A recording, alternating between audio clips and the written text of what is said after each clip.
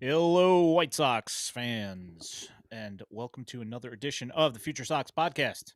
My name is Ian Eskridge. Joining me, as always, Mr. James Fox. How are you, James? Good, man. What's up? It was a interesting crosstown series.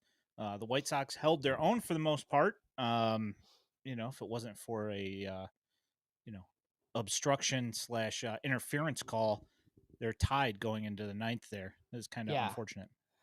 Yeah. Crazy. I mean, it's been like pretty good baseball since we've been back. I mean, what are they? They were 6-3 in the last 9, I think, right? Um, Obviously 5-1 start and then lose 2 or 3 to the Cubs, which is fine. I do think some people are getting a little bit over the skis as far as like final record stuff, right? Like, oh, they're gonna win 70. Like, no, they're not. They're they're they're the worst team in the American League. I mean, if you just like look at the standings and what they would have to do, like I think there's an outside chance that you go 63-99, avoid 100 losses. Ooh, that's But gonna I, be tough. oh, it'd be really tough. It'd be really Yeah. tough, right? But that's like oh my god, these kids really took off and that sort of thing. But I mean but still, I think you'd still be the worst team in the American League. I don't know. I mean, the Yeah. A's are playing well, and I think it's a race with the White Sox in Pittsburgh for those like 2 spots essentially, and that's not necessarily a bad thing. I think the young guys can play well, and you'll see kind of what happened today. I mean, all these young starters, man, they're gonna get 3-4 innings, and then it's gonna be interesting down Yeah. the stretch here, and we'll see how many The people they trade.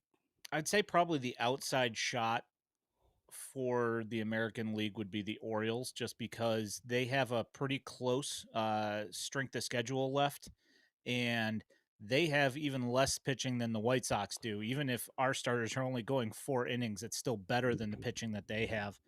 And Yeah, and there's no incentive for Mike Elias to, he doesn't care, right? He knows that he could get a top 3 pick this year and still technically be a contender next. Like they could bounce right back and contend next year.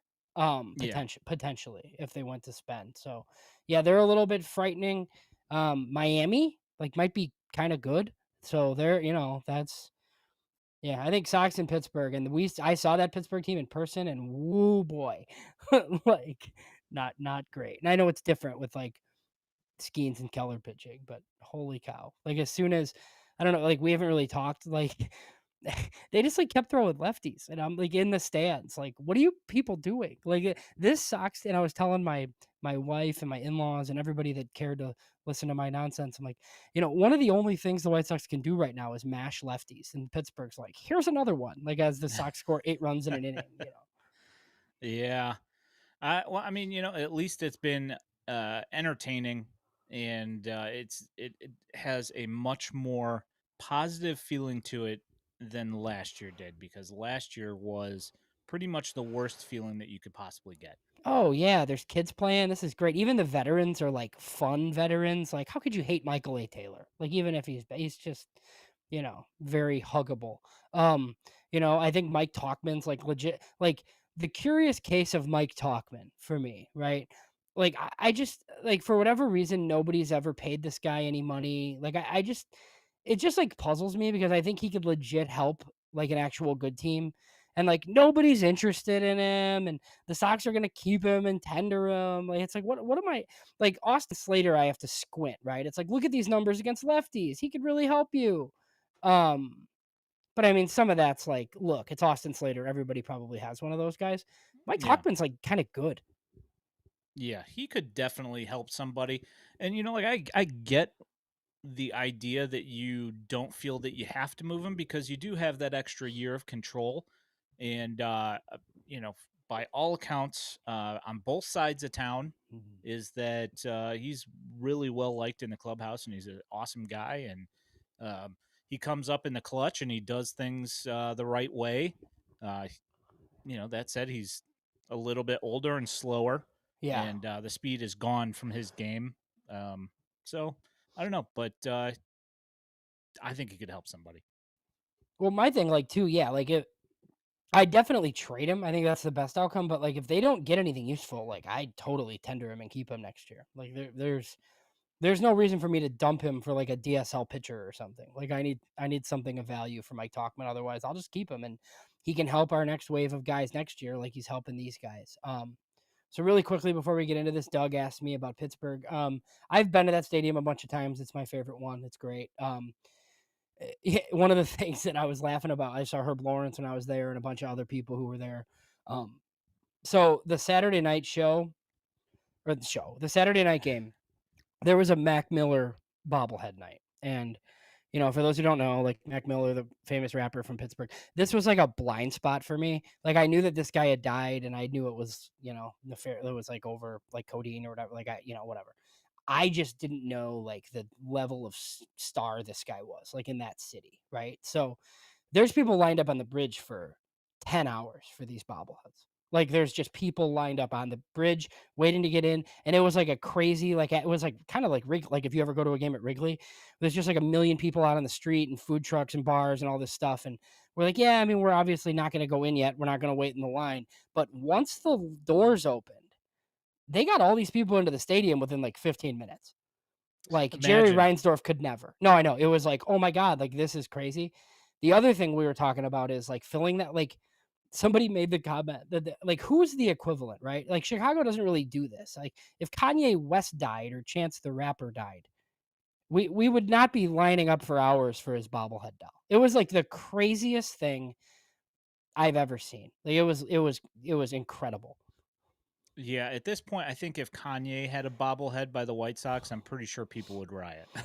I mean, is there any like musician actor that we would like? I, I I mean, we had an Ice Cube bobblehead, so that was cool, but he's not from here.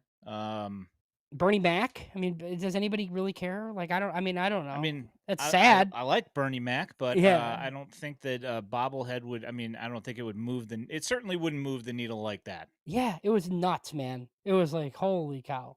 I'm actually now that you mention it, I'm really curious as to what kind of bobblehead. I mean, the lines get pretty absurd for giveaways all the Yeah, time, but I'm kind of curious, like what yeah. Which one would it have to because be to like because be that a? line at PNC was across the Clementi Yeah, it was Bridge over the bridge. It was in. It and was, then dude. around the corner all the way down the river. So So I don't know. yeah, so we were in like a spot at downtown where like I couldn't see it. We stayed at the Omni William Penn. Josh Nelson, host of the Sox Machine podcast, stayed at the Renaissance, and his room was like overlooking he was like taking pictures of the people lined up on the bridge, and it's like Yeah, 11 o'clock in the morning. yeah, It was like a 6 o'clock start. yeah, It was crazy. It was like unlike yeah, anything I had, and I knew kind of, like my wife told me like, oh yeah, he's really popular. Like, oh okay, like I knew he was from there. Like it was nuts. yeah. I was pretty blown away seeing that line, and like I know Mac Miller's like he's something. I mean, I worked in the music industry, so I get it. Hmm. I was shocked at how long that line was. Well, I guess I Um, didn't know that, like, okay, he's from there, right? But I guess he wore that with like a badge of honor. Like, I don't know anything about his songs, but like, it's in the music, right? Like, he's a Pittsburgh dude that like loved that city and that team. And hey, like, they filled the place up, man. It was like I couldn't believe they filled the place up like 2 nights. They deserve a lot better. I know we got it rough too, but like, it's not great. yeah. B minor brings up Michael Jordan. That would certainly do well. Um, Oh, like I Michael Jordan 45 Barons bobblehead. Like, I'm in. 45. No, no, no. He specifically says MJ 23, and I have to Mm. agree with him. I don't think Hmm. the Barons bobblehead would do it. So you want the Michael Jordan basketball bobblehead? Okay. I mean, you figure out something. How about Dennis Rodman NWO bobblehead? Ooh, I could dig it. I Yeah, mean, that one's cool. Probably I would right. like it, but it's Yeah. not going to be a line Yeah. down the street for it. Yeah. Probably not. Um, you just want to keep it at the trade deadline because we got a bunch of people For now, I mean, if throwing we stuff have up here. cool questions, that's fine. We do prospect stuff, so I mean, we were gonna go with a prospect promotion to start, right? But Yep. um, I don't know what are some. I mean, yeah, there's Nick Kurtz stuff So in there. Boy, was I wrong about Nick Kurtz. Like my freaking goodness. Um, got to the Reds. We've got Nah, I don't think the Reds are we've got in. Phils. To me, the Robert stuff is really interesting. I mean, it seems like Mets, Phillies, Padres. I think the Padres and Phillies are both desperate teams with GMs that do crazy things, so I think that's good. I think it's interesting that Philly's in town this week. There's lots of Mets rumors out there. I don't really know how to interpret the Bob Nightingale stuff, like the fact that Mark Vientos' name is out there, and I think people are underwhelmed by that because he's like probably first base DH, but he was really good last year. Like he stinks now, but he was like hitting in the playoffs last year and hit 27 homers like in the majors, right? And you got people who are like talking about getting Drew Gilbert. Like, no, give me the guy that's like hit in the majors for Luis Robert. I mean, he's not really Vargas 2.0 because he's hit 27 homers in the big leagues. Like he was really, really, really good last year. Um, I don't know why the Mets would do that, so I don't really know if I buy it. But like, well, I think Robert's gonna move. The whole thing today was weird where they DH'd him like after initially saying he couldn't play. I think we're gonna be underwhelmed regardless. I do think it's funny, like anytime John Heyman says something, it comes right from the Boris agency. Like, hey, there's lots of teams interested. Like, yeah, sure there is. But yeah, it should be an interesting 4 days. Like, I don't think the Sox are, we're in the middle of doing top 30. I don't think somebody, we're going to be like rearranging our top 10 or anything necessarily. Um, but I do think they're going to make quite a few deals. I mean, I just think it's maybe like 5, 6 players probably at least. And you could get to the last hour and trade Slater for anything or a Dan Altavilla for anything. It's just one of those things where I think they want to clear roster spots so they can play kids. Where are you on the thought of package deals? I love it if it gets you a better guy. I don't care. If you're gonna dump all the guys anyway, right? Then trade 3 of them to enhance your return. And they should be paying money. Yeah, Like for I'm not opposed to it, but I'm of the same thought. I don't need like 5 prospects back for the 2 guys that we send you. right. Give me one good guy. Hundred That's all I yeah. care about. Yeah, 100%. And like if I have to like include Tyler Alexander like in a pack, fine. Like that's fine. You want a lefty reliever too? Okay, yeah, you can have this guy. That's fine. We have a plethora. Yeah, we got a whole bunch of these dudes. Um, I think it's interesting. James Fegan wrote today in its article that the White Sox expect to trade Slater like in the final hours. Like somebody will just want that right-handed bat for their bench sort of thing. I don't know, but like Michael A. Taylor, I think could probably help somebody too, but you could keep him because Certainly. he's not going to bring you anything. So maybe he's just your center fielder or whatever. I think Robert and Hauser gone. There's other guys I'd say yes, but I think those are probably the only 2 for sure. I just think Getz has kind of shown us like he'll trade anything that's not going to be here the next time they're good. He did this If it's last year not too. bolted to the floor. He'll trade it. Yeah, for sure. uh yeah, we've had this talk in our chat a little bit. I think we kind of feel maybe different than the consent. Now, it's not going to happen, right? Like I don't think it's going to happen. But I don't think it's that crazy if you think he's a reliever. Now, the Yeah, thing that would suck is obvious. Sorry. The thing that would suck is if you did it and then somebody started him and you got burned. That would suck, right? And the other argument is like, okay, how about we make him an awesome reliever first, then trade him, right? But if you can get 2 top 100 hitters, I might do it. I might. Yeah, I mean, I said to Beefloaf on his tweet about his his blog that he put up about trading Grant Taylor, and I said I really don't want to, but if somebody starts coming in waving Max Clark in my face, I would certainly be quick to reconsider. And like he says, scared money doesn't make money, and maybe some other team says the same thing about starting Grant Taylor, is that being scared about him getting injured is not what we're worried about. We're worried about winning baseball games, which Right. seems to be the furthest thing from everybody's mind right now, which is kind of aggravating. But No, but I mean, think about it this way. Think about like if next year you're better, right? But you're not good. And if he's one of the best closers in the American League, those guys go for a ton. It would be like I mean, Oakland keeps turning down trading Mason Miller, or is it Mason Miller? Yeah. Yeah. Um, like it's the same type of thing. Like that's where like I would be more inclined to wait, even though I would be open to it. I'm just not convinced that like if you told me for sure, like, oh, he's coming to spring training as a starter next year, then okay, fine. Like I probably wouldn't do it. Yeah. I, I mean, I'm if just you, like I'm just like not convinced that they're not gonna just leave him in the bullpen. yeah. And I always trade relievers. Always. Yeah, if they're insistent on keeping him in the pen, then I agree. Um, and to answer your question, here baseball, he says Max Clark, LMAO, no shot. It's specifically just based on value, and Grant Taylor has basically the same value as a Max Clark, in the rankings. I don't make the rules. That's just what they are.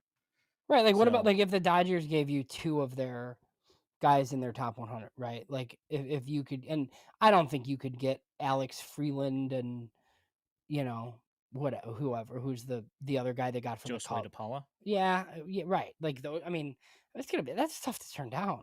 Like I don't yeah, know that the 100%. I don't know that the Dodgers would do that, but it's 6 years of control of Grant Taylor. Yep. Yeah, it's a huge amount of value, and if today, of course, was not Yeah, Zaire Hope, James. Thank you.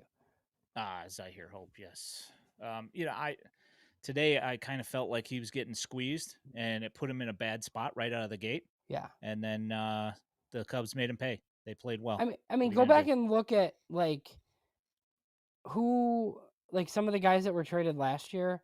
Um, like who's the Dodgers closer that was on the Marlins last year that the Padres traded for, the lefty. He was like the best reliever but I'm just saying, like the Padres did this for two relievers last year. They empty their farm system. Robbie Snelling, multiple other prospects, like for relievers, for rental relievers, right? Like we just saw the Orioles trade a guy that you have never heard of, right? And they draft, yeah, Tanner Scott, thanks. And they draft Slater DeBrun with the pick that they got for that guy. Like it's just relievers go for crazy prices, especially They right really now. do. That was exactly my thought as to why somebody, like I'm not up for, I said I'm not up for getting, like a team's like ninth ranked prospect and their 13th or 15th ranked prospect and their 20th ranked prospect. If you're Right? gonna Yeah. deal No. something like that, it needs to be like top two or not or nothing at all. Right. Yeah. Yep. Like if I could get Owen Casey, I'd probably consider it. Yep. Let me think here. Is Bonnemer. there So Bonnemer's a top 100 prospect now at Pipeline, but he's been top 100 at Baseball America for a while, for quite some time now. So I guess I feel like this was on my timeline that like a lot of people were tagging me and thought this was a big deal. I guess I just kind of assumed he was already top 100 at Pipeline. I didn't really realize he wasn't. nope. Yep. We're New also new today. we're talking to Jim Callis this week. Should be out on Wednesday. He's going to recap the draft. If there's any deals, we'll obviously talk about those. I have some questions about their prospect list. He sees a couple of guys similarly to I think how we do. So that'll be Yeah. fun. What time is it? Three. It's what 2:30 here, or is it 3:30 here tomorrow? Or What? did they or the trade deadline? Oh, the trade deadline's not till Thursday. Oh, I thought it was tomorrow. I No, thought it it's was the Monday, 31st. 28th. Oh, it's the Nope, it's the 31st. Oh, 31st. yeah, we got Okay, time. gotcha. We got a Okay, so we lot still of have a few time. days. Yeah. Yeah, I was jumping the gun here. For some reason, I I always had wish the it. I 28th in my wish it head. was. Yeah, no, it's the 31st. That's why nothing's Hmm. happened because these teams just like wait until the absolute last minute and they're like, okay, I guess we'll sell. Yeah, yeah. I mean, I get it. Some of these teams think that they're still possibly in it, but I mean, Yeah. Well, I mean, I get like there's like very angsty Cubs fans who like think that Jed should have made a deal already, but it's like, I mean, you don't know what they're being asked for right now. I mean, there's no reason why like teams haven't backed off their initial asking prices yet. yeah. So, what did you make of the Robert controllable for 2 years Who said thing that? that I don't know. I, I I mean, saw it on he Twitter. Is it? he technically is. I mean, you got him for 2 years and 40 million if you want him. If he's good, and if he's good, Yeah, he's a bargain. Yeah, But well, he, see, but that's the thing but is would that the any asking price. but would anybody in baseball pick up that option right now? That's my thought, and then they said that I think it was like some trade rumor guy said that the White Sox were viewing him as a 2-year investment, and teams are looking at him as a rental, and so they're not seeing eye to eye on the return. I mean, there's I just just think no way. I just think those Sox are lying. Like I've talked to media members who I trust that are like, oh, like they've said that they're keeping him. Like the, there's no way Jerry Reinsdorf's picking up a $20 million option on a guy that's bad now, or the perception is that he's bad. Right? He's been Yeah, terrible against right-handed pitching. Like his swing decisions are better. He's walked more than he's ever walked. Like he still hits the ball hard. He's awesome against lefties. He's good in center. But like for whatever reason, like his numbers against right-handed pitching are atrocious. So if yeah, like, you have your Eno Sarases of the world and these guys who like just pull up his WRC plus, they're like, oh, he sucks. yeah. Well, okay, like he's got value, but like what does that bring you? Right? Does it bring you the 13th and 18th ranked prospects like on the Mets? I don't, Oh, he signed an extension with the Royals. Yeah, I mean Yeah. that makes sense. I mean the Royals are going for it, and I wouldn't have traded for Seth Lugo anyway because he was going to opt out at the end of the year. So I don't know if you saw this as well, but I did. Fetty got traded to the Braves Yeah, and instead of released. So they do a pretty good job. I wonder if they'll turn him around. I mean, it's possible. I wouldn't be surprised if Fetty is like back here in the offseason. That's your cheap like 1 year $7 million number 4 starter like whatever. Could be. I kind of wonder what's going to happen this offseason because you got so many guys that are going to be kind of returning. I mean, a lot of them, are going to have limited innings, so there's going to be that as well. Well, it's going to be big pile of pitching, right? You would assume Noah Schultz is in a battle, with Tanner McDougal potentially and the guys that are already here. Shane Smith, Sean Burke, Cannon, Davis Martin's here. Mason Adams and Thorpe will not be ready, but they're in the mix, right? You just got a whole bunch of guys that are in the mix. I don't think they'd go all kids, so I do think, you know, maybe some sort of veteran like Savali type or, Hauser type guy. Yeah, but I mean they're gonna have a ton of starting pitching. Yeah. Um, so I gotta say we probably move away from that. Yeah, and we'll figure out like if guys get traded, we'll see if we have like extra trade deadline shows or any of that sort of thing. I think they have a couple of relievers that get moved. I think Hauser gets moved. I think Robert gets moved. Anything else would be a little bit surprising. My sneaky one, do you know what it is? Take a guess. I have a sneaky position player who could get moved, and we're just like, oh yeah, that makes sense because it would clear up a giant logjam that they're creating for themselves. I just don't know if he has any value. Josh Rojas. No, I think if they traded Lenny and Sosa, I wouldn't be surprised at all. Oh yeah, I Because don't think. because to me, like and we're gonna get into Montgomery. Like I don't know how much of the Montgomery at third thing is like they think he's a third baseman, so they're doing it, or if they literally only trust Sosa to play second, which means Mydroth has to play short. Um, like I don't know, like what, but like Sosa kind of screws everything up because they don't trust him to play anywhere. So if he's in the lineup, he has to play second. Mydroth has to play short, and Montgomery plays third, which is kind of what, you know. Yeah, I mean, I obviously I saw it in the comments earlier, and I saw people complaining about Sosa's base running after he decided to try and take third on that, you know, dropped dropped pop up trying to get a double play, and he basically walked into it. And I know that fans would not be upset to see him gone No, just because his baseball IQ is lower than you would like. right. Yeah, we'll see. I don't know if he has any value. I don't think they would just dump him, but I do think it's a bit of a conundrum, especially like if you got Mark Vientos somehow. I, I mean, like what are we doing? It's like Yeah. another righty corner. Yeah, no, I hear you. I mean, you don't get him and keep some of these guys around. Like they have to go.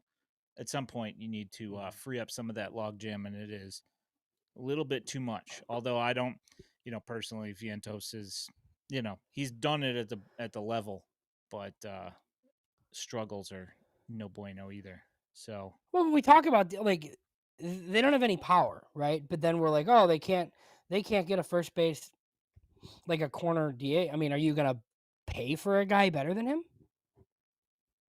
I I mean, mean, in theory, you should be able to, right? But will they? I don't know that they're gonna do that. he's only better if he's actually hitting. Right, like this year he stinks. Yeah.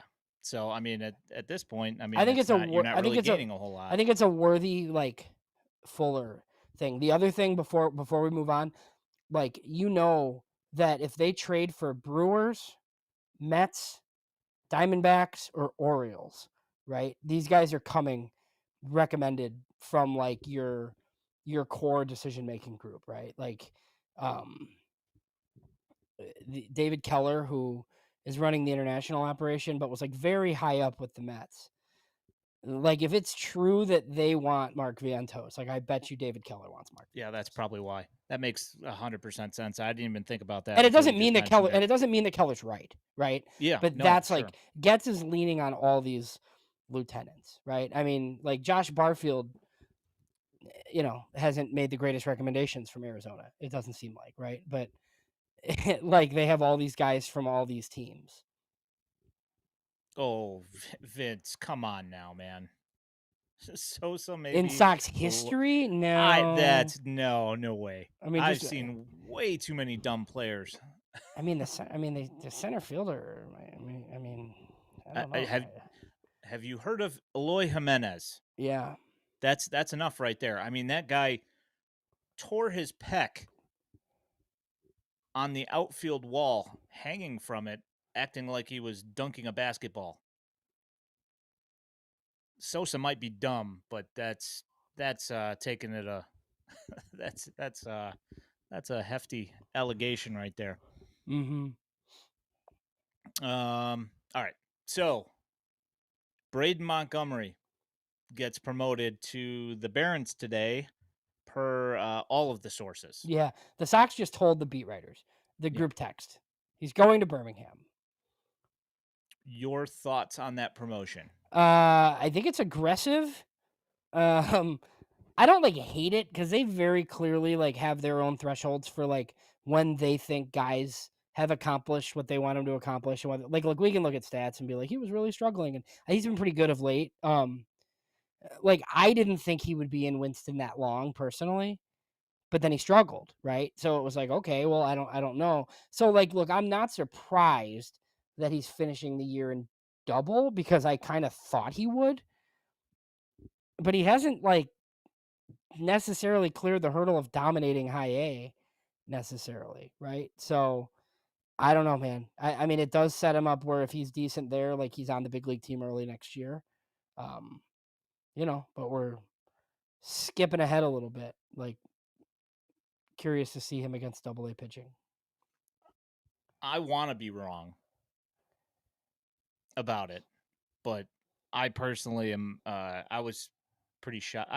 I wasn't shocked because it's the name Braden Montgomery, so I understand that, and it's one of those things where he's like, one of the flagships of the prospects right now. Like I get it, um, but just watching the swing, I am very I'm being very cautious about it. Like I won't be shocked if he goes up there and he's striking out at exactly the same rate, but not making as much impact. But we'll see. I don't know. I was surprised. Well, how did you feel about the Gonzalez one? Not as big a deal because he doesn't matter as much. Like they I have to be mean, like Braden has to be a core member of their like team going forward, right? I kind of feel like with Jacob Gonzalez, it's like okay, maybe the bat improves at Charlotte, and like we'll see what happens because he's just kind of meh. Um, Now here's the thing: they might. I mean, they might do this again, right? Yeah. Like if they send Wolco to Winston, I don't know, man. Like I might have the same react. Like I get like sink or swim time, and we trust like these guys make up, and if they can, but I don't know. Um, but if you don't, you're gonna be sending draft guys straight to Winston. Yeah. And it's not like they took all these like the outfielders they did take, the guy with the most upside, Eli Brown, 12th rounder out of Mercer, is a redshirt sophomore at Mercer, you I know. was thinking Serta actually, Yeah, just like because the Serta, and glove is then so good. yeah, so like that's fine, right? And he's maybe not a prospect. Maybe he's more of like an org guy, which is maybe Yeah. rude to him. But I mean, look, like I mean, I think both the 16th and 17th, like Caleb Freeman, he played at 4 different schools. Um, but the numbers are pretty good. So if those 2 guys went to Winston, it wouldn't be that shocking. And then the 2 who could be most likely, Lodis and Shelton, like don't play outfield, so it doesn't like really pertain to George. But Yeah. yeah, we'll see. Like those guys should be heading out at some point here pretty soon. Yep. Bring up this super chat here from Wolf Larson. If you believe in Thorpe, do you move Martin or vice versa? Maybe the same applies to Cannon. All similar pitches. Thank you for the super chat, Wolf. We appreciate you. Your Um, thoughts? I mean, I think Adams is in that mix too. Yeah, I mean, I wouldn't move anybody yet. There's no reason to.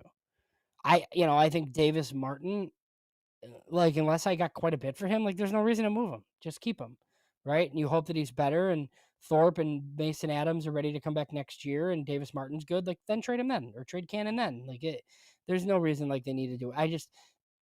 I I don't know. I really don't think this deadline will be that impactful. We had the same talk last year, right, about the underwhelming Sox trade, and outside of Stowers,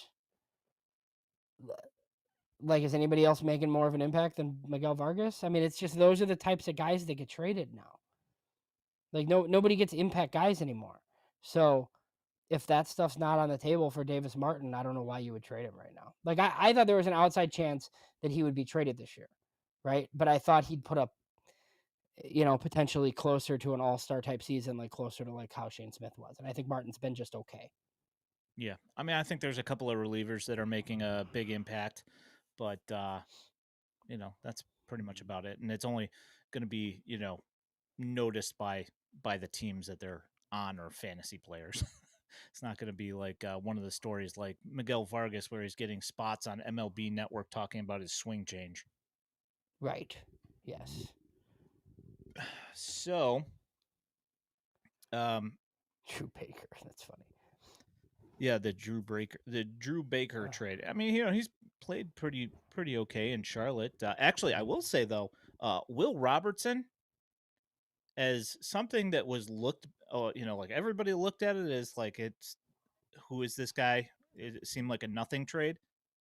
Dude is raking on the nights. Tonight he's got triple and 2 doubles, and he might have gotten another hit while we were on here. He's been hitting the ball all over the place. I Well, mean, granted, I think he'll be back in the big leagues pretty soon. Like as soon as they trade an outfielder. I mean, like they could trade multiple outfielders. Like it's not off the table that like the Sox trade their entire outfield. I don't think it's likely, but I mean, any of those guys could get moved. yeah, 100%. And he actually, I mean, he looks good. He looks competent. Um, And hitting in Charlotte's fun. he's not. They're playing Oh, in they're on the road. Nashville. They're on the road. Yeah, Yeah, they're in yeah, and in Nashville. a Yeah. park that's actually tougher to hit home runs at by Mm-hmm. a fairly considerable amount. So, all right, so let's move away from that. We got any? We got Hagen Smith that we were Yes. going to talk about here, and I almost spaced on that, but Well, I think one of the things that's not being talked about is the stuff that you and I kind of and in our group chat go back and forth with because you're watching all these games. Like I said some things about Hagen Smith on Twitter that were like perceived as negative, and people are like crucifying me. yeah, of Like that. course, How dare you? Right? Like, but like I think questions like need to be asked here. Like, look, I still think he's gonna be good. Like, is he? Does it look not great? Like with the rest of the draft class? Yeah, it doesn't look great. And like if you just like look at Hagen Smith's numbers, and you want to wave away the walks because like, oh yeah, it'll improve. Like that's fine. He's walking guys. Like that's fine, but like his stuff's not as good. It's just not. So like, is it magically going to get good again? Because like nobody hits him. That's still true. It's 2 Ks in 40 innings. It's nuts. Um, but it's a ton of walks. But like when he was back, like guys, he was throwing 3 innings every week, and he's like 93 to 95 with the fastball. That's like not going to work. Yeah, I don't know if this is, and we had this talk as well. Is that, we thought that possibly that it was a velocity scale back by design, but like my thought on that whole thing was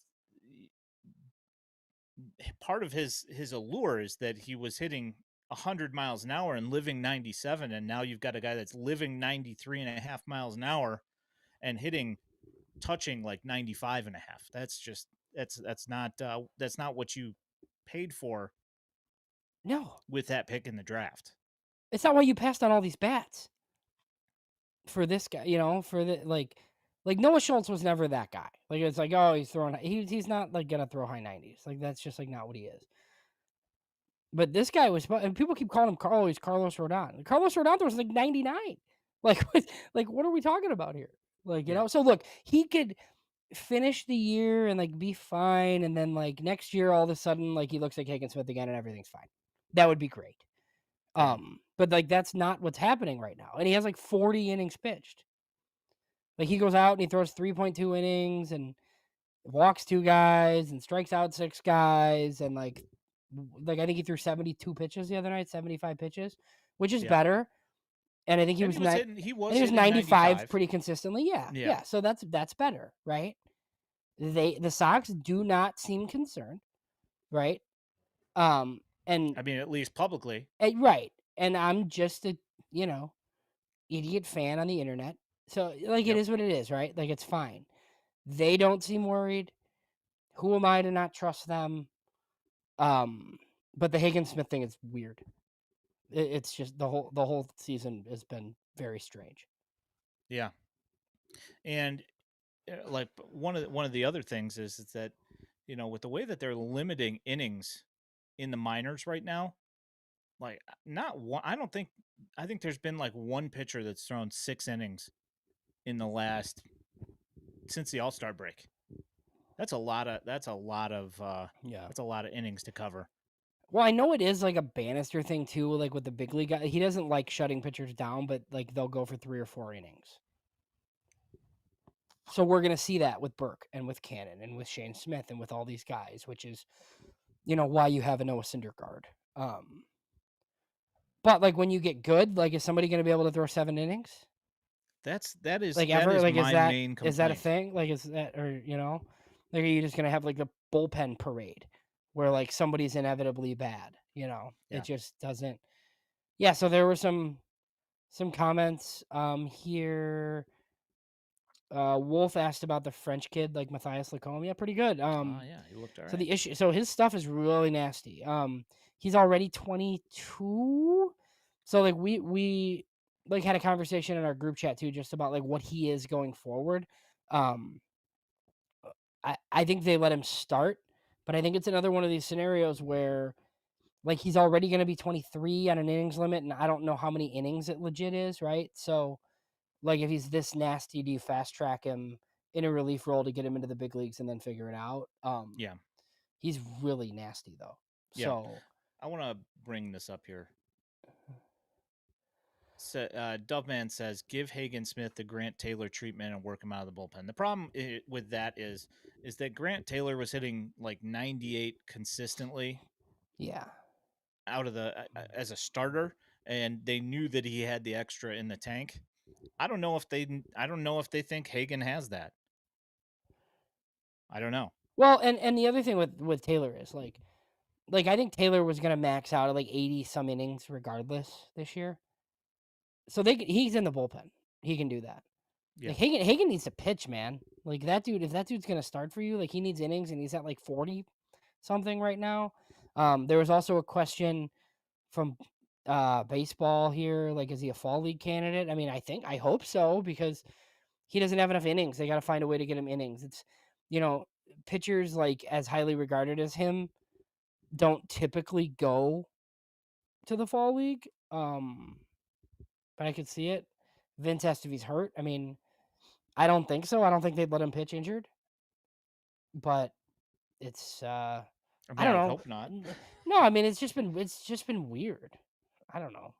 It's just The handling of this whole thing has been extremely bizarre, and the fact that we're sitting here, worried about his velocity like a year into his tenure. yeah. I mean, like 10 months into his tenure, we were already worried about his velocity and Yeah. wondering like what the heck the deal was. It's not good. I mean, especially considering that the guy that they were talking about drafting just got bumped to the number one prospect in the top 100 in Connor Griffin, who Yeah. supposedly they had talked to a lot and already had a deal in place if they took him. Like that's this if this doesn't work out and ends up this badly, like if in my opinion, if Hagen Smith ends up as a reliever and he's not like the best reliever, Right. like I this is quite possibly the worst draft pick that they've ever made. Like Yeah, because of I'll like go there. because of like what they gave up, like what they didn't do like instead, Yep. right? Yep. Um yeah, I just kind of thought this dude right now like we'd be talking about like whether he should be in the big leagues or not. Like I just thought he was going to coast in double A and he just Yep. hasn't. Yep. And I hope that this is just a planned thing here where they're just like, hey, just go out and get your innings. We don't really care how hard you're throwing. We don't really care about any of this stuff. Just, go ahead and live at like 90% and don't try and press it at all. I mean, then that is what it is. Well, But it'd be great if somebody would like, report that or like tell us that, right? yeah, Tell like send me a text message and tell me that or James Fegan or Merck or somebody like, "Hey, this is what's happening." That would be great. Then yeah, people wouldn't like be freaking out about it. yep, yep. Especially after seeing the the Connor Griffin thing, it makes it that much worse for everybody. Um, so we've got the top 100 our top 30 is coming out at our mid-season re-rank, I should say, is coming out here shortly. What do you have anything that you want to mention? Well, I mean, Baseball America updated theirs. Pipeline updated theirs, but they didn't put the draft picks in, which they already have the blurbs, right? So I think we'll ask Callis about that this week. Just like, why not just throw those guys in?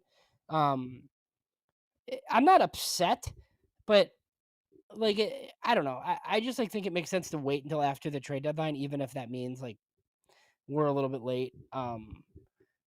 They put Christian Opper and Tanner McDougal in their top 10. I think we were going to do the same thing, but I kind of thought we were going to be the only ones that did it. So I'm kind of mad at Jim Callis right now. Like he beat us to the punch on those two names. But no, I mean, look, if like basically everybody's graduated other than Colson. I think Colson will still be on the list. Plus Colson, Braden, Schultz, Smith, Bonnemer.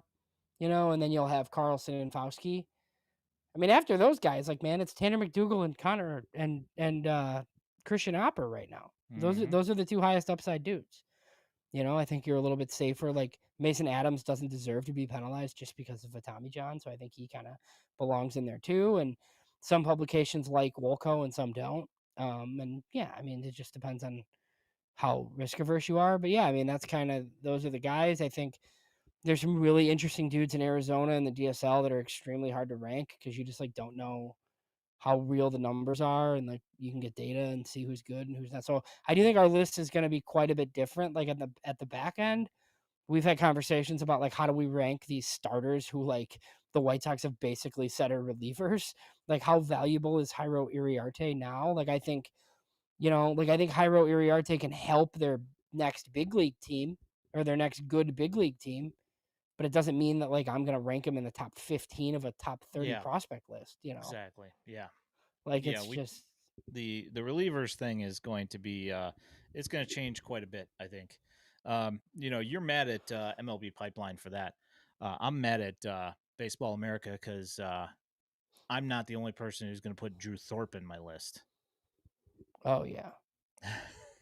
Yeah, he's I don't, so basically rookie status is what we use. That's what MLB Pipeline uses for starting pitchers. It's 130, or sorry, starting pitchers. Or for pitchers in general, it's 50 innings pitched.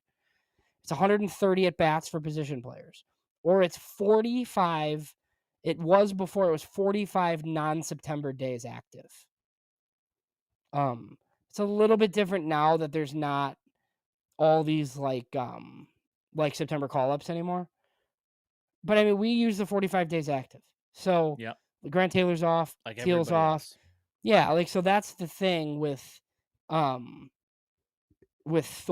Thorpe doesn't have 50 innings pitched. So Baseball America leaves him on their list. But he's 45 days active. He's not. So if he were to come back next year and he were the best pitcher in the American League, he can't win Rookie of the Year. So in my opinion, like he shouldn't be on these lists because of that. Yep.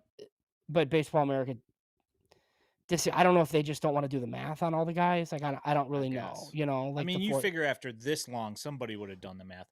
Blank name, we haven't done the list yet, so I don't we have an don't answer we for don't you. know. 10 to 20 probably is my guess, but I don't, Somewhat. or like 11 to 20 in there. But yeah, Kevin, you don't have to worry about me forgetting about Mason Adams. I guarantee. one of the more, so I do think the biggest, looking at the pipeline list, one of them's glaring to me, and this isn't a guy that you and I really pounded the table for, but there's one that's really far down on their list. It's going to be pretty high on ours. Who's been really good. There's a couple of things, and they also put what's his name, dude from was it the ACL? Yeah, Not the ACL. Alcala. Alcala. So he was, so he was like, I think he's got 7 homers in the ACL, but his like numbers other than that aren't very good. Yep. I mean, I think if you're I was gonna kinda do that, surprised. put Christian Gonzalez on the list, who was good in the DSL last year, who was amazing in the DSL this year, and has been pretty good in Arizona. Like I'd put him on first. Yes, James. So Sam Antonacci in the preseason, me and Ian, like, did you rank him? I ranked. Didn't, no. Okay, so I ranked him, but it was like 27 or something. And Dylan and Elijah both had him, I think, like in their top 20. Dylan had him really high, which is why he was like on the back end of our list to begin with. And then he came out this year, and he's been pretty good. I mean, he's right in that like 11 to 15 discussion right now. He has to be with what he's done. Yeah. I mean, I liked him last year from what I saw of him, but I wanted to see it some more, and I also wanted to see it at the next level. And yeah, he's been pretty good. Bring this up from Doveman. So this is the kind of stuff that like I've been getting on Twitter, right? It's like, oh, like stop being, like I don't think Jacob Gonzalez is good. So like I'm not giving him a pass. I just don't think he's important. Hagen Smith has to be awesome. Yep. Like 100%. you passed on Connor Griffin, JJ Weatherhold, and like I didn't want Cags, right? But Cags. None of us sat here on draft night like pounding the table for Cam Smith. He's also in the big leagues and is pretty good, right? So that's 4 guys that you picked him over. Like he has to be awesome. Yep. Jacob Gonzalez was a terrible pick the night it was made, and it was a money save. He was $3.9 million at 15 overall, and they used the savings to get George Wolkow, Matthias Lacombe, and Opper, right? So which has worked out. It has. Yeah. But it's not even close to the same thing. He's not getting a pass. He's just not important enough to care about. Yeah. Agreed. Do you have anything else? So we signed all 20 of our draft picks, and that whole thing is cataloged in. It's pinned on our X account. at FutureSox. You can find the article that's got all the bonuses and all that stuff. Um, all of them got assigned to the ACL except for Wyrick, Yeah, who and I is don't know where he nowhere. is. Yeah, I don't know where he is, That's the but type of guy who can go right to like Winston though, because it's like, true. hey, go throw your submarine fastballs like Yeah, at these high A guys. Like, yeah. So a couple take. I mean, so I wrote a manifesto for anybody that hasn't read it. It's like 4,000 words, and what I always say is it it would have been shorter if I had more time, but um, there's some takeaways in there. I think like I've talked to some White Sox scouts, and look, no, a lot of people don't care about this. Maybe some of the people who are like in our chat do. They think the last 2 years is like the most synergy that they've ever had. Just that they really feel connected, like among the departments, right? Like R&D's helping them.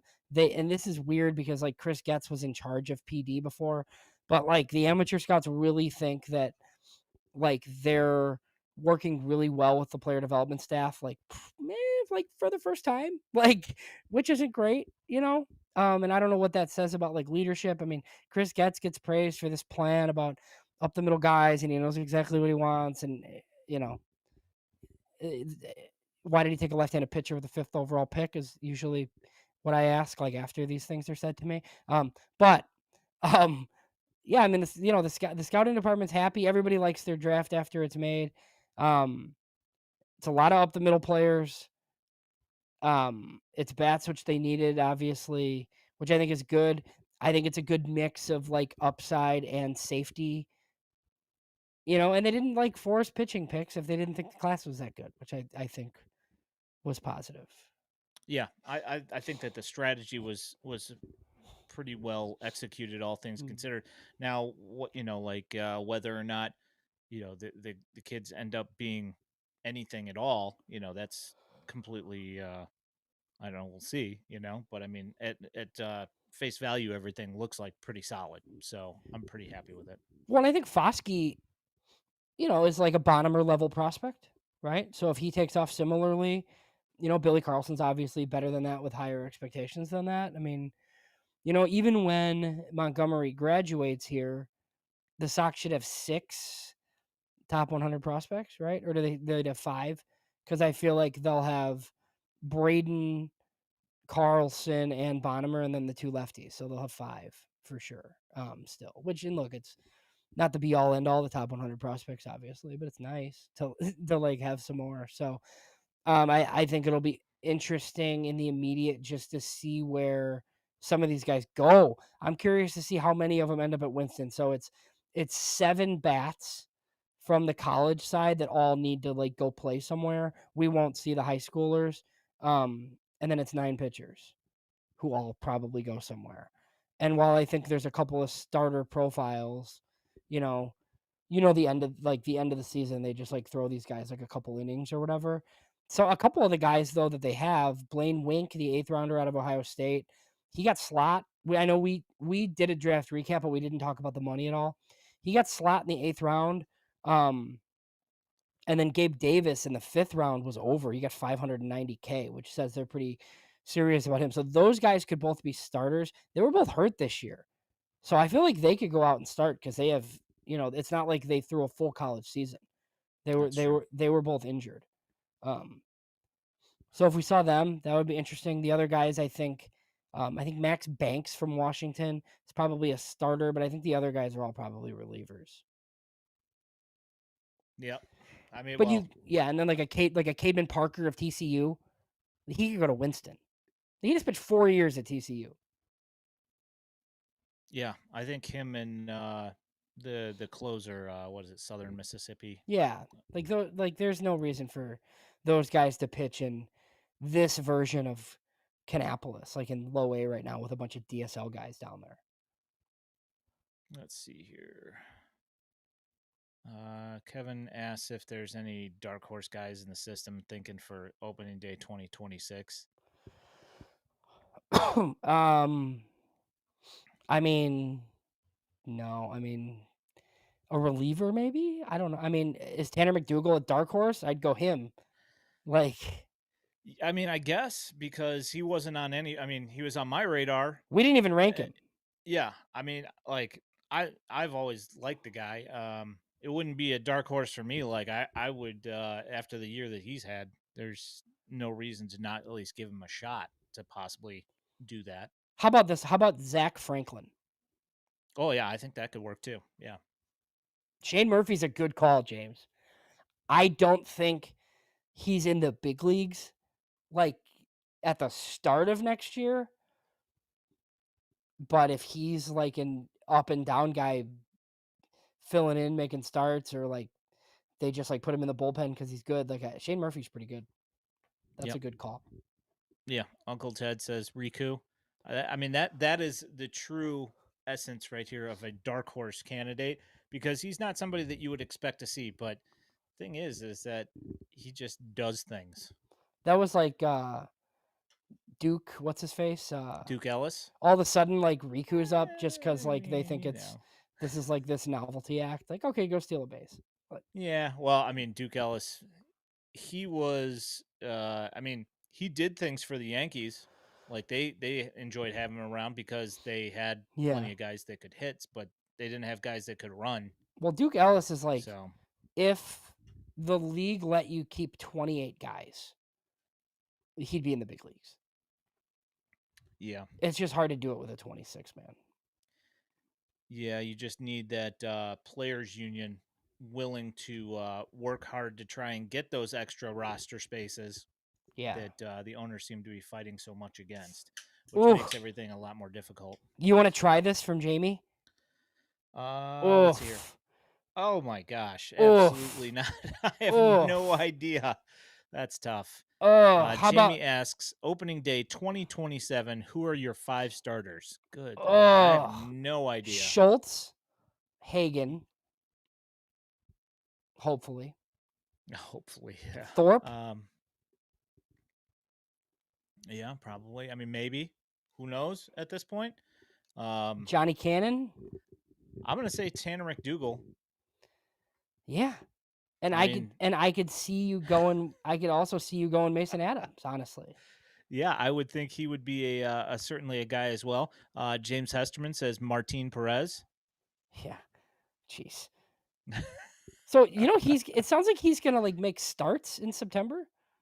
Yeah, that's what he says. He says he'll be ready at He's just gonna come late back August, and right? join a rotation with Noah Syndergaard, baby. Like, let's go.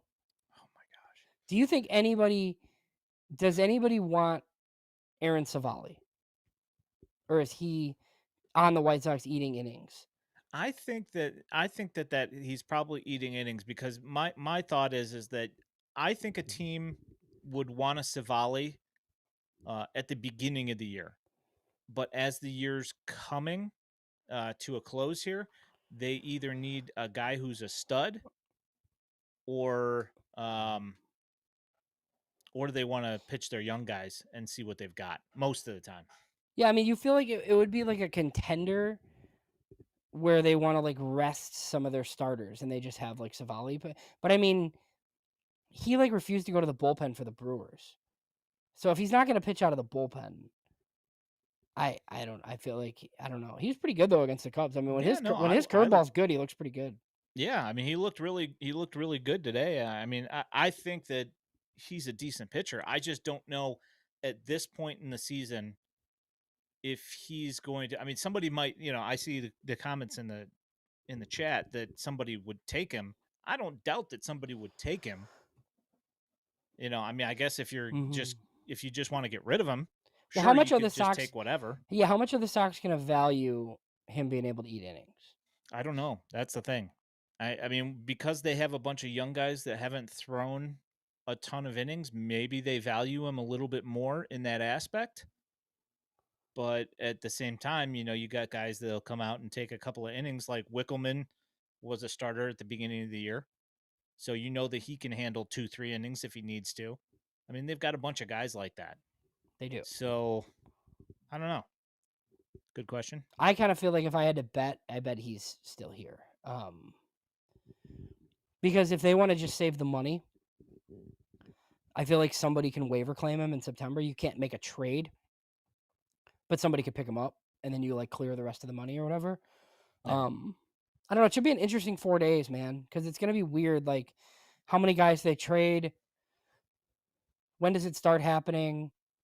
Like, how much impact? I bet it's a lot on Thursday, where it's like, remember Yeah. last year it was like all of a sudden Tanner Banks was traded, and then all it was just these random deals. Like they sent Paul DeYoung somewhere. Like, I kind of feel like that's what it'll be for like Slater, Altavilla, some of these guys. Like, oh yeah, we just traded this guy for this person that's like never really gonna matter. Speaking of Tanner Banks, dark horse Yeah, candidate from James here. Bergoya Yeah, as the utility guy. could be. I just You think never they have know. so many of those dudes. They But yeah, I do. could. And it's one thing that they've always been good at producing is utility guys. Yeah. So I have an entire team of utility guys and then a couple guys who actually are specialists. Yeah, it's like one of my draft sleepers is that 12th rounder, that Eli Brown of Mercer. I just think he's going to be exciting. He plays center field profile, leadoff type. He doesn't really remind me of Brooks Baldwin, but it does in the sense that like the dude's just like going to be good, and then all of a sudden in AAA, and you're like, hey, like let's give this guy a shot, type of thing. He's a redshirt sophomore. He got 175K, which is usually meaningful. So yeah, it's of the college guys that aren't those first two guys. The other thing that was interesting with that, I'm glad I just remembered this. Anthony DePino, I think a lot of us like looked at that pick and they're like, oh, he's a senior sign. Like he got $150,000, and his Yeah. like numbers are ridiculous. I don't know if he Yeah. can play third at all. Like he played first. That He was might be he might be first base only, and that'll hurt him. That's what I was Obviously, thinking. I think he's gonna hit though. Yeah. Like he's gonna be like, if you follow Ian's like FutureSox highlights, and full disclosure, guys, that's like not me sharing highlights. It's Ian. I think we might see a lot of Anthony DePino, like just hitting in Canapolis soon. Yeah, he might end up at being, Jake Berger. Yeah, I mean, he's like at worst, I think like a Ryan Galaney type, and Galaney's gonna be like a fringe, like potential possible big leaguer. Like I don't know that it's impact, but I mean he's at Birmingham now, right? If he goes to Charlotte and he's like an up and down corner guy, like I wouldn't be that surprised. They love the Sox scouts love DePino. And I put some of that in the article, just that like some of his, like he was playing, they were watching him play in like collegiate college summer leagues and just raking. Yeah. Uncle's Ted says, "How about we get monsters like Frank Thomas 1 through 9 and just hit nukes? If you But can find yeah. 9 Hall of Famers Well, to just but come out there and I think hit the home most runs." underrated thing here is though Uncle Ted's talking about a right-handed hitter. Now, maybe the greatest one of Ooh. all time, Ooh. but Yeah, that's a good one. it's a righty, Uncle Ted. Like, what are we doing here? Uncle Ted was also in the comments, like trying to like say that the White Sox should trade for recent draft picks. I don't think that's possible. You can't not I feel from like this year. I feel Last year like though. but guys that were just taken, I think can be traded at like the winter meetings, right? But not yet. I think it has to be November. Yep. Yeah. Yeah, so, it has to be after the season, after after the actual season, so after the World Series is done. So we can't get the Brewers to trade us Andrew Fisher like 2 weeks after they drafted him. Is basically. But we can get Gerangelo Cinche, which We is could. one that He was taken last mentioned. year. Yeah, the switch pitcher. Yes, exactly. He is a switch pitcher. I don't know if they. I don't know if they can be. Can they, Matt? Be players to be named later. Maybe.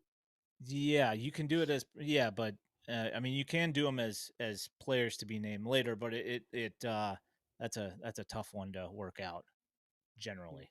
Yeah. Oh, we got this. I have a. Don't say this on air. What are you doing? Don't want to give away trade secrets. We're gonna be out of business here in 5 seconds. Yeah. That's I mean, if somebody wants to help, send Ian a DM. All right. So let me think here. Is there did we handle everything? I mean, yeah. I feel like there's lots of big league stuff that's been interesting. We tried to do the prospect thing. I mean, there's lots of promotions, obviously. I think Elijah. I don't know if Elijah and Dylan are recording this week, but I think so. they'll handle all of the promotions, and if there's any trades, I might pop on at some point later this week after Callis if there's trades. Yeah. So here's a couple of things. A couple of guys were cut loose this week. One of being which baseball mentioned, which got me thinking here. So everybody was wondering what happened to Anthony Hoopy Tuyo Inatoa. And he got assigned to the ACL. We have he didn't pitch in any games. I have no idea what happened there. I just know that he got cut loose this week and he's been released. I'm not entirely sure what happened, but yeah, so he's gone. Yeah, also Peyton Paulette. Good call, Kevin. Trying to think. I know Sean Goosenberg was let go from the Barons a little while ago, and Nick Podkul as well. And Nick Podkul actually signed right up the street from me here at with the Schaumburg Boomers. So I'll probably go over and pay tribute to him and thank him for his important at bats during the Barons championship run last year.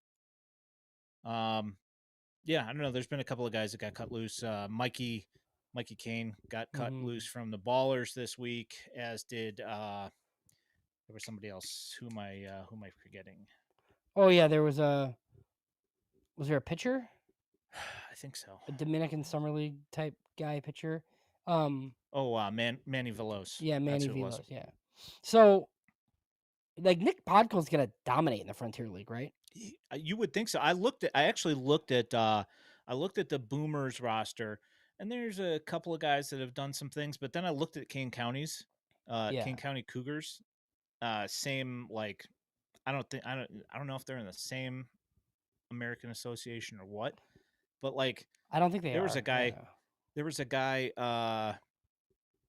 Alex McGarry, who was on the lookouts for years and was like super annoying against the Barons, and he's on the Cougars. There's like a bunch of those guys over there. Yeah, it's not just like your failed White Sox guys who are playing out at Rosemont. They had like Keon Barnum and some of these guys for a while. Yeah, last year the Kane County Cougars had Tommy Somer, the former Barons pitcher, who started off really good in like 2023 or whatever, and then he just kind of fell off after the All-Star break, and then he and the Sox sign a lot of guys out of independent leagues too. So yeah, yes they do.